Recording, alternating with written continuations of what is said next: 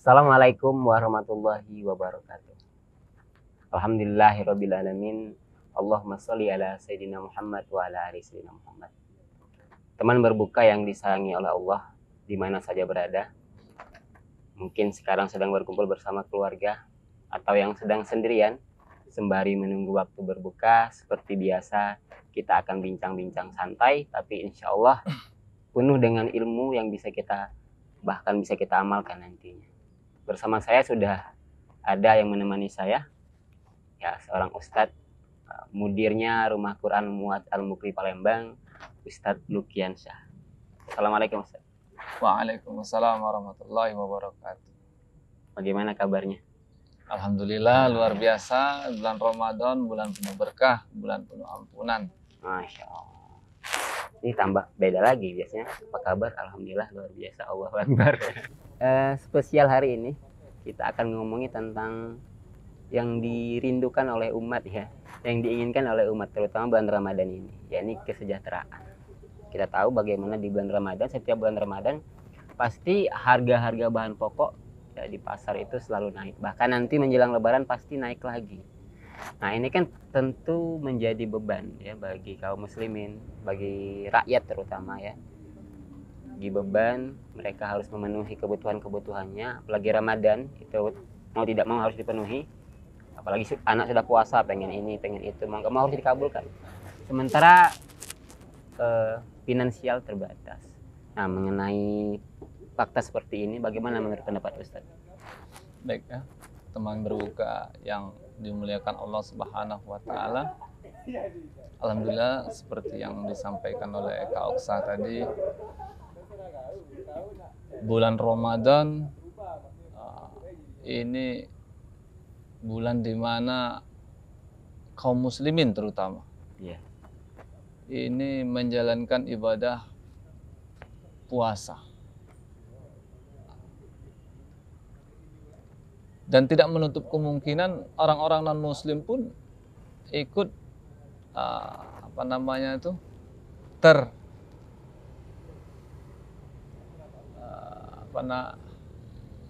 ikut terlibat dalam suasana Ramadan. Baik muslim maupun non-muslim ikut dalam suasana Ramadan. Teman berbuka yang dimuliakan Allah Subhanahu wa Ta'ala, kita menjadi muslim yang taat, muslim yang beriman, muslim yang selalu senantiasa berusaha dan tentunya juga ridho terhadap ketetapan-ketetapan Allah Subhanahu wa Ta'ala. Nah, walaupun ini bukan termasuk ketetapan Allah, yakni naiknya barang-barang menjelang Ramadan, sudah bisa dipastikan begitu kan, harga kebutuhan pokok naik, ongkos transportasi naik, dan lain sebagainya. Pertanyaannya, mengapa? Gitu kan? Mengapa ini bisa terjadi? Dan terus berulang terjadi di tiap tahunnya, kan? Belum lagi kondisi umat pasca COVID-19, kemudian pasca naiknya harga BBM, kemudian pasca resesi 2023, kualitas hidup umat ini semakin menurun. Dan tentunya kita bisa pastikan angka kemiskinan juga semakin bertambah. Bertambah, ya, tidak menurun. Bertambah. Tidak menurun. Angka bisa diotak-atik, tapi kenyataan di lapangan tidak bisa kita menutup mata. Gitu. Angka kemiskinan terus meningkat. Nah, teman berbuka yang dimuliakan Allah Subhanahu wa Ta'ala, kita sebagai mukmin diperintahkan Allah ya untuk berusaha, untuk bekerja, untuk mencari penghidupan di muka bumi ini. Akan tetapi ada beberapa kondisi yang memang kemampuan seseorang itu ada, tetapi kesempatan tidak ada atau modal itu terbatas,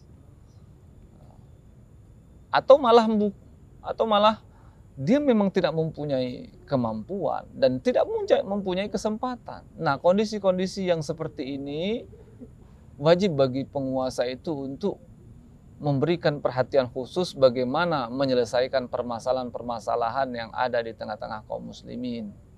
Pengangguran, kemiskinan yang tentunya nanti berefek kepada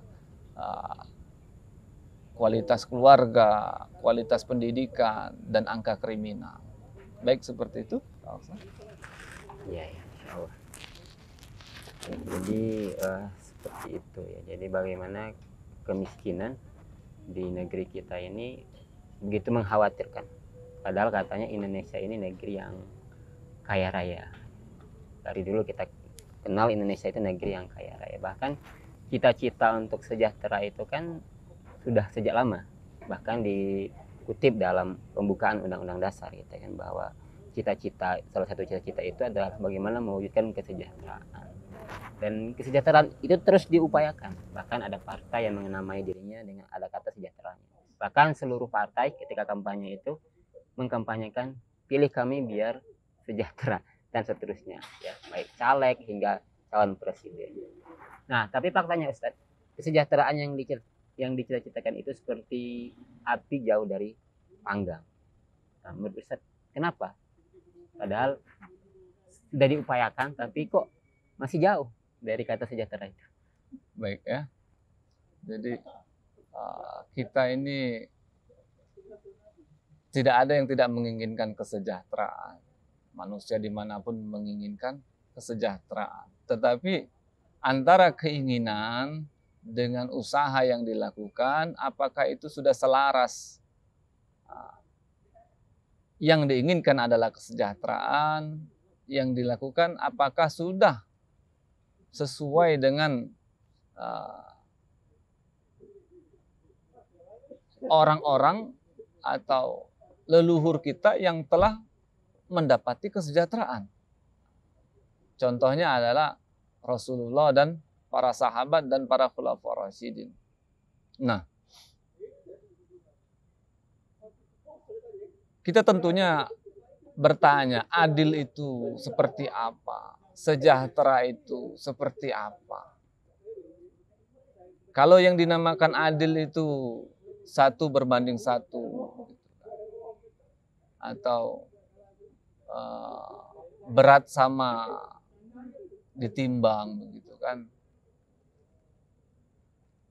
Ini tentunya berbeda dengan Islam. Adil itu adalah menempatkan suatu perkara sesuai dengan syariat Islam. Nah, ada kalanya dalam kondisi tertentu, misalkan laki-laki mendapatkan warisan 2 bagian dibanding dengan perempuan hanya satu bagian.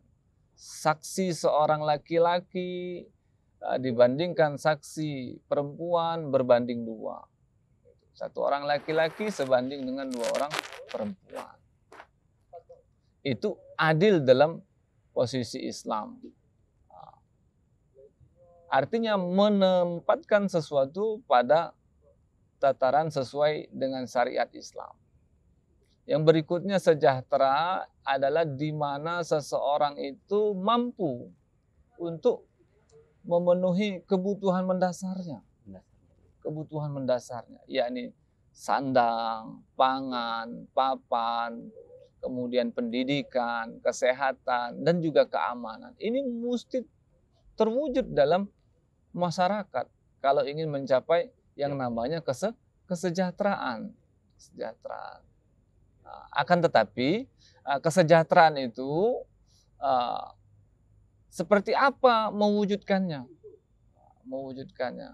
Apakah di Singapura itu sudah dikatakan sejahtera? Apakah di Amerika itu sudah dikatakan sejahtera? Apakah di Jepang itu sudah dikatakan sejahtera? Kalau masyarakat ideologi kapitalis, ini kesejahteraannya indikatornya adalah pendapatan per kapita suatu negara. Jadi kalau dalam suatu negara penduduknya 2 orang, saya dan Kak Oksa.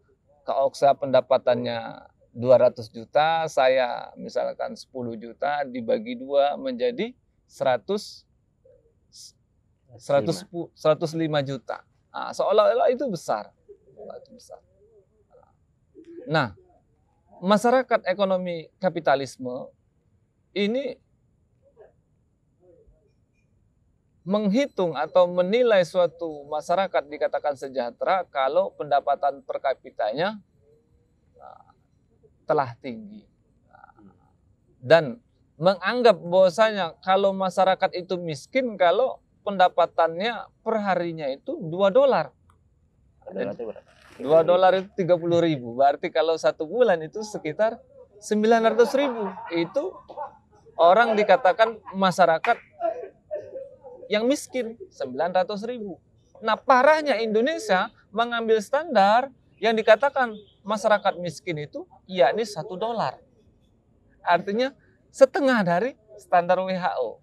Atau kalau dalam BPS itu penduduk yang dikatakan masyarakat miskin kalau pendapatannya 600.000 ke bawah. 700.000 kaya. 700.000 kaya. Atau disebut kalau BKKBN itu keluarga sejahtera tingkat 1. Jadi dengan standar yang seperti itu saja masih banyak yang miskin kan? Masih banyak yang miskin. Artinya angka ini tidak menjadi jaminan. Misalkan kebutuhan kita angka gaji kita itu 3 juta, kalau kebutuhannya lebih dari 3 juta ya kita miskin juga begitu kan? Miskin juga. Artinya belum lagi ditambah nilai inflasi yang nilai uang kita itu semakin tidak berharga begitu kan. Kalau dulu 100.000 bisa dapat banyak barang belanjaan, kalau sekarang semakin sedikit. Artinya nilai uang kita mengalami inflasi. Jadi masyarakat yang menginginkan kesejahteraan itu tentunya harus mencontoh peradaban kepemimpinan yang telah mewujudkan kesejahteraan. Yakni peradaban yang dibangun oleh Rasulullah dan para khalifah selanjutnya yang mewujudkan kesejahteraan. Kesejahteraan dari bentangan bumi bagian timur sampai bumi bagian barat negeri Islam. Semuanya merasakan kesejahteraan. Sebaliknya saat ini terjadinya kemiskinan, ketidakadilan, ketidakmerataan, kekayaan, itu semua disebabkan karena sistem ekonomi yang diterapkan ini sistem ekonomi yang memihak kepada pemilik modal, sistem ekonomi yang serakah, yang berbasis pada riba, yang kegiatannya itu kebanyakan sektor non-real, perjudian, pasar saham, dan lain sebagainya. Ya, ini sistem ekonomi kapitalisme. Inilah biang keladi terjadinya kemiskinan global. Baik, seperti itu Kak Alfa. Ya, jadi sudah kejawab tadi kata kuncinya tadi, karena diterapkannya sistem ekonomi kapitalisme yang menyebabkan bukan hanya di Indonesia ya, tapi dunia. Dunia. Amerika pun juga miskin. Amerika pun juga miskin. Amerika pun juga miskin. Iya. Nah, tadi disebut oleh Ustadz bahwa kita itu harus mencontoh sistem peradaban yang pernah diterapkan oleh Rasulullah, dilanjutkan oleh Pak Rasulullah dan seterusnya ya. Nah, seperti apa itu sistem ekonominya kalau dalam Islam? Jadi luar biasanya di dalam sejarah salah satu pemimpin terbaik kaum muslimin, yakni Khalifah Umar bin Abdul Aziz. Dia ini memimpin tidak lama, cuma 2,5 tahun. Tapi dia mampu mengentaskan kemiskinan di seluruh negeri kekuasaannya. Tidak termasuk itu negeri Ethiopia yang kita tahu sekarang ini adalah negeri yang miskin, negeri yang tandus, gitu kan. Tapi Khalifah Umar bin Abdul Aziz ini mampu mengentaskan kemiskinan. Tidak ada lagi orang yang mau menerima zakat. Artinya itu salah satu indikator sudah sejahtera, tidak mau menerima zakat. Karena zakat itu peruntukannya salah satunya adalah untuk fakir, miskin, dan gharimin, untuk orang yang berhutang gitu kan. Jadi nggak ada orang yang berhutang. Nggak ada yang berhutang lagi. Kalau kita sekarang, wah, banyak sekali yang berhutang gitu kan. Nah, kenapa? Ya, rahasianya. Rahasianya. Tentunya ini terletak pada sistem ekonomi Islamnya.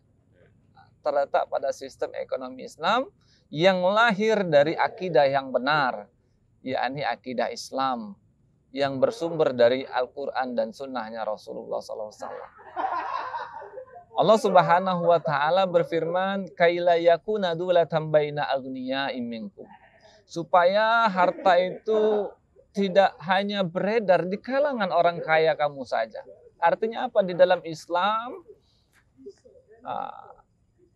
titik keberhasilan pemerataan kekayaan itu adalah terdistribusinya harta secara adil.